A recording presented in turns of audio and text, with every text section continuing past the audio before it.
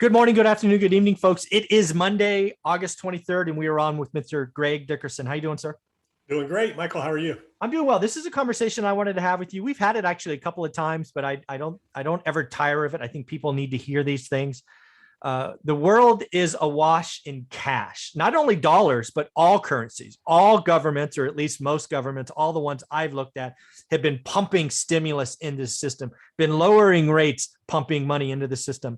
So, there's just a lot of cash today, and I think that means something. And Yeah, I see a printer behind you over there. So you've yeah, got suitcases full, right? yeah, yeah. I just hit. It's cooling off right now. It was running hot. For everybody watching, in case you didn't know, the Fed's given up. They were just issuing everybody their own little machine. So now we're all authorized to print. Just scale it up. We don't have time. We got too much. We can't even give it away. Yeah. Yeah. So again, right, we started this 6 months ago when Jamie Dimon declared he had $500 billion on the balance sheet. It's reared its ugly head a bunch in the reverse repo market with many days above $1 trillion. I think that much cash in the system means something. So I think we should talk about it because I think it means something while it's building. And then I think it will mean something once it's deployed. Why don't we talk about that? Yeah. So we have a liquidity crisis. That's the problem. That's the biggest economic bomb facing us, the black swan that, is going to impact all markets, all assets across the board at some point, once the taper stops, once interest rates rise a little bit, and that reverse repo market implodes. Now the Fed's got some very sophisticated things that they put in place to keep that from happening. But at the end of the day, what that represents, when you see $1 trillion in reverse repo, multiply that times 10, maybe even 30. And that's the actual exposure of that market, because that's, where there's so much liquidity out there. The banks have nowhere to put it. They've got nothing to do with it. They can't put it in the markets. They can't, use it for risk assets. So they give it back to the Fed, and then they, lend out their money based on that, reserve. So they're levering back up 30-1 again, which is where we were before the great financial crisis of 2009. Banks were doing the same thing. Yeah. So again, I think there's a lot of cash in the system. Again, generally speaking, it's always hard to put categories on this. I think there's a general belief by the powers that be, the people that have cash, that we're in the values are stretched. The values are stretched in crypto. The values are stretched in stock. The values are stretched in real estate. And I think there's just a general opinion that the people would rather sit on cash than buy at the top. In a nutshell, I think that's what happened. That's what's out there. Yeah, it is. And there's obviously, value here and there. There's always obviously some things that are undervalued here and there, but by and large, everything is way overvalued, and it's just a matter of time. And we saw that as soon as the Fed mentions we're going to pull back, what does the market do? It starts to taper. The market starts to pull back, and, everybody starts taking profit. But as soon as the Fed said, oh, wait a minute, the economy's not as good as we think, market goes back up, it's risk on, everybody's back in again. So, history repeats. This cycle's been done over and over and over. The really interesting thing is that we now know that the Fed is not going to let it go, but so far. So that's true. I don't know that we can ever fully get out of it. I don't know that we can ever fully unwind, because everybody knows, even Wall Street is saying, man, we got to stop this madness. Everybody is saying it.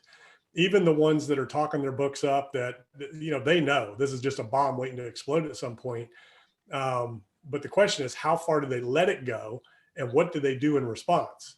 So that we don't know, and we'll just have to wait and see how it all shakes out. Yeah, the chessboard gets really complicated. It kind of goes to 3D to 4D chess.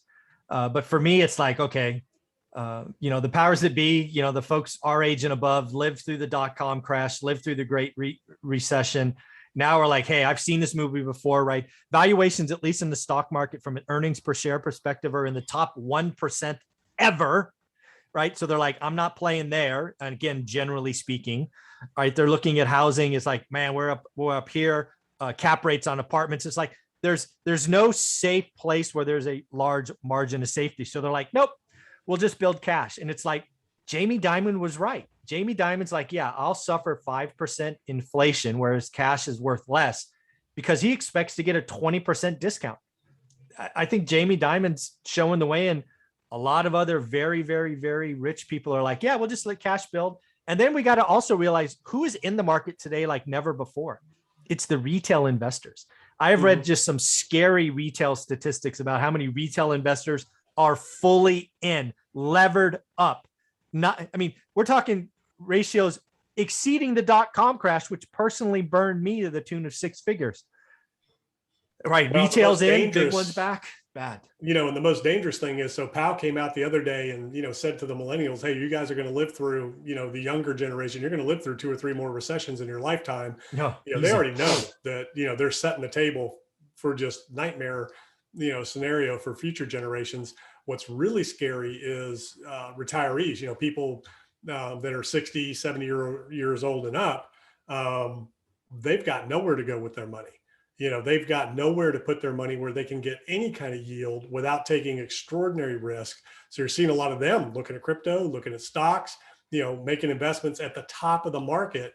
And, this is where it all implodes. Once you get to that point to where everybody's in, because it's just like, well, what else do you do? Right. That's when it implodes. But again, as long as the Fed keeps propping it up, it's going to keep going unless there's some major event that we just don't even know about or can't even see that's going to force them, force the hand, or, but as long as they keep printing and keep interest rates low, where does it end? I don't know how it ends. Yeah, I'm curious. I don't know that I've ever asked you this before. And if you don't want to answer, that's totally cool. I'll answer it by giving you my answer first. I have more cash today than I've ever had because I do believe that there's going to be an adjustment. And I don't know what it is. It might be 3 months. It might be a year and a half.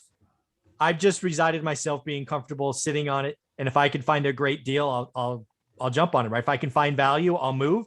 Otherwise, I'm fine. I'm actually taking an asset, Greg, that I own free and clear, getting cheap 30-year debt on it, because I expect to be able to use that cash for an asset that is 3, 4, 5x the interest I'm putting on it. So that's what I'm saying. I'm just curious. Do you have more cash now than maybe ever, or, wherever that is? Yeah, probably, and that's partly as I get older, I'm more, I like to keep more cash position than anything else, just because, there's zero risk there. And I'm not worried about the dollar's value because I know how to offset that, with the things that I do. So that doesn't bother me or affect me, but yeah, it's all cash, and I'm in and out. I've made some moves on crypto lately with the big moves. If anybody's following that, there's been some big moves in the last month. A lot of those assets have doubled in the last month. So, we'll see a pullback there, and then it'll be, you can do it again, and then, you'll get another pullback. So do you have a favorite coin that you watch? Is it Bitcoin, or is it one of the smaller ones, or altcoins, whatever they call it? Is there one that you like? Oh, I like that one.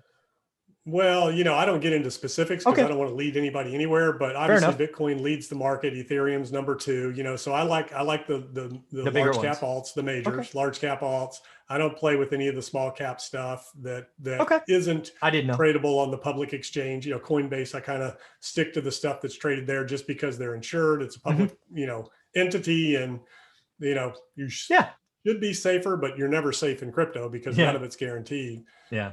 So those are the things that I watch. The NFT space has been just unbelievable, the stuff that's going on there, but a lot of that's money laundering, with what you're seeing there. So I haven't done anything with that, because that's in a bubble right now. And it's just, but where the future is DeFi, gaming, things like that. A lot of these other things are just pure speculative junk. It's just, not going to be around. Eventually a lot of people are going to lose a lot of money. So I think, again, cash balances are building on purpose. I think people are like Greg and I going, we'll wait it out. Right. Again, we don't know when it'll happen, but we do expect the Fed to kind of take their foot off the gas in a taper, if you will. And also I expect an interest rate rise next year. So again, I will wait for the adjustments. I know there are certain assets like multifamily, commercial that are interest rate sensitive, and I will be there to snap some up once the adjustment happens. So I like real estate. I always have, always will, and I'll always be in that market, doing different things at different times, with moves. And, a lot of people are doing the same thing they'll cash out of crypto and they'll go into real estate. They'll cash out their stocks and buy real estate. So that's always good long-term. If you think about the core necessities that people need, you got to have food, you got to have housing, you got to have clothing, you have to have healthcare. Right now you have to put gas in your car. So, if you own the types of assets that keep the world going round, you can't lose. When it comes to the digital economy, what I like about cryptocurrencies and stuff is, like Bitcoin to me is digital real estate, it's digital property. Okay. Ethereum is like the internet. Okay. Mm. So it's the beginning of the internet because there's a lot of applications, that are built on top of Ethereum. So Bitcoin to me is digital property. That's basically what it is. I look at it like I look at real estate. Digital gold for some people. To me, I just look at it as property. Mm. A lot of these other things are venture capital, like Cardano, they're getting smart contracts. So that one's just been blasting off lately. And, that's kind of like another play on the internet. It's an Ethereum competitor. Sure. So things like that. So to me, it's a venture capital space. It's digital real estate. So that's why I like playing with those types of things. Very, very cool. So yeah, folks, again, raising cash balances are going to take an opportunity. Don't know when it's out there, but it likely will be something that's interest rate sensitive, not residential housing, because again, 30-year debt's 30-year debt. So thank you very much for your time, Greg. How can people find you? Yeah, gregdickerson.com. That's where all my contact info is for my YouTube channel, podcast, all that kind of stuff. So gregdickerson.com. Very cool. Thanks, buddy.